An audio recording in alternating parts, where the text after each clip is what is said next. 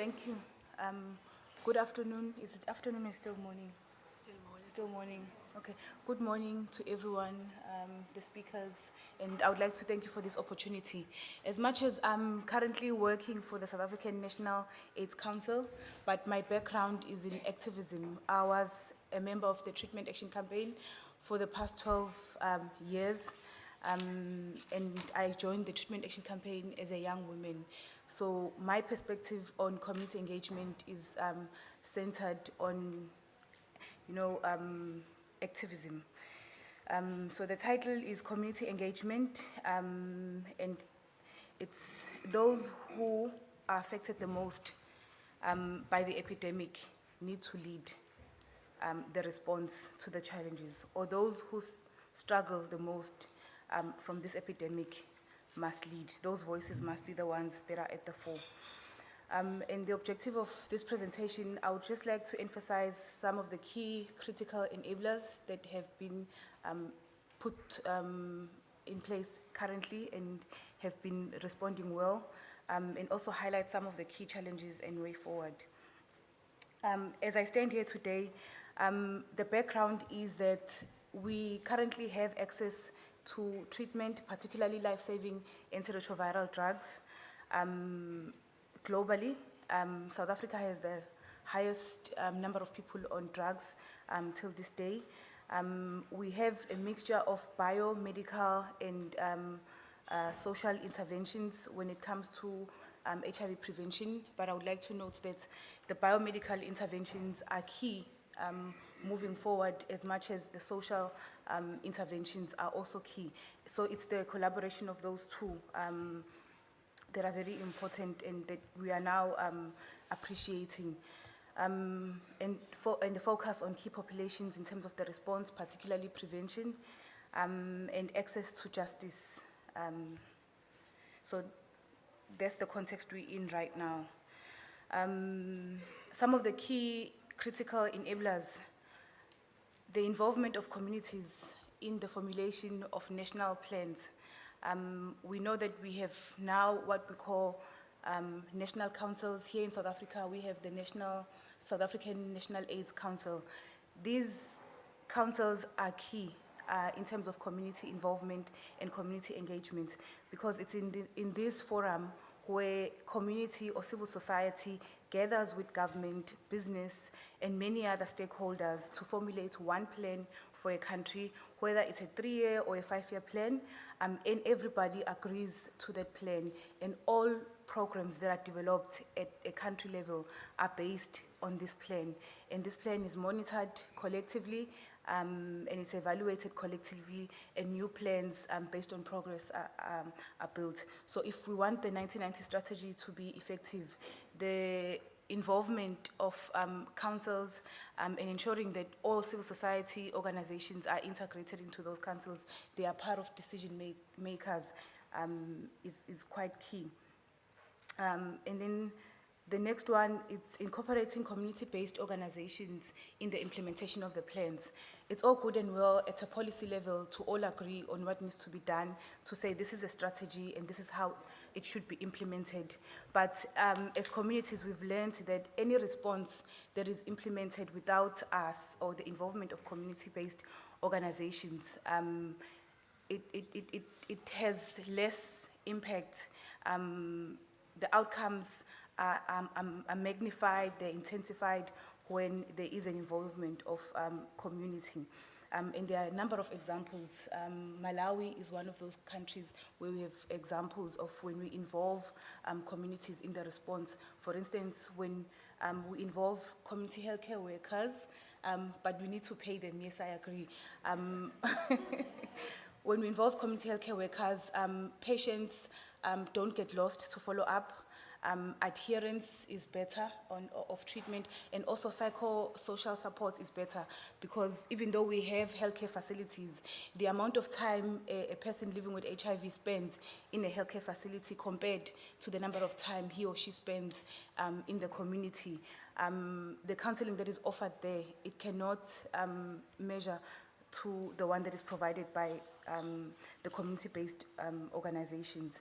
So ensuring that community-based organizations are part of the health system strengthening is valuable, and that is costed into all the plans.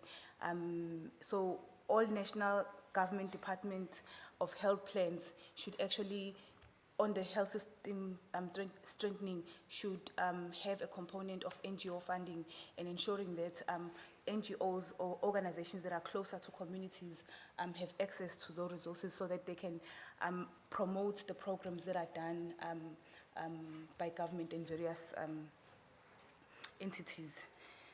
And also engaging community, and we know that also the Global Fund also emphasizes on that.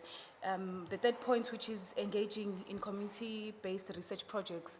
I will use a South African example. On the South African National Strategic Plan, as part of the key objectives, we have strategic objectives. We have one particularly on access to justice and ensuring that people living with HIV live a life that is stigma-free. We collect, through the South African National AIDS Council, we were able, together with the leadership of people living with HIV and the Human Science Research Council, and there will be a satellite session later on Tuesday on this, where it is the organizations of people living with HIV, together with the researchers who sit on the table and design a research project that measured stigma in the country. And as of 2014, we have a stigma index survey, a national survey where we can now measure stigma and be able to design interventions to reduce stigma and be able, to measure it and evaluate and see if we are making progress. So ensuring, and that survey, it was done by people living with HIV, interviewing other people living with HIV. So those type of engagements with community research, it's also key. There are various examples. And then in terms of the remaining challenges, I would say, standing here, and I believe any civil society organization would agree, that moving forward, it's very important to address the issue of funding for such organizations in order to be able to continue doing the awareness work, the adherence work that we've been doing to ensure that we are able to achieve the 1990, and also the reduction of stigma, which is part of this discrimination. We know that there's been shrinking funds with the community-based organizations, and then also institutional capacity is a major issue where it's the community that is affected by the issue, and they will identify it and they will organize to address that issue. But they cannot have access to the relevant resources to enable them to move forward, simply because they lack basic skills, mostly technical skills, to ensure that they are able to meet certain standards. And as a result, very good organizations like the Treatment Action Campaign have faced severe funding shortages and have almost closed their doors. And we know that such organizations are key to keeping communities alive and community responses effective. And also lack of extensive collaboration. Based on different funding streams, it becomes difficult at times for community-based organizations to come together and work together, because you'll find that as much as the vision may be the same, but the objectives are slightly different, and therefore the funding streams would also be different. We need to place more emphasis in ensuring that communities come together on the 1990 strategy and actually,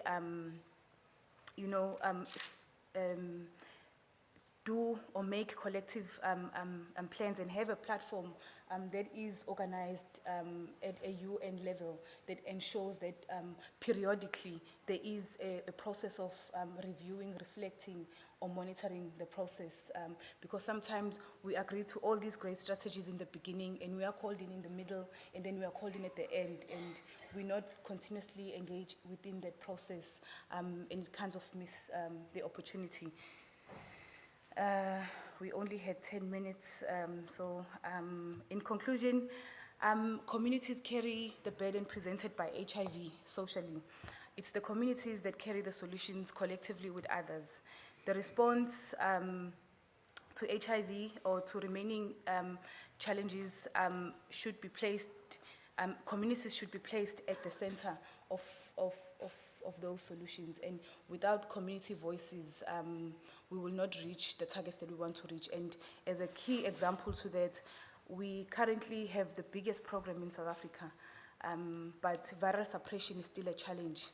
And we know that ART clubs are key to ensuring that the response to HIV, to the HIV response. So let's place communities at the center of the 1990 strategy and treatment as prevention if we want any form of success.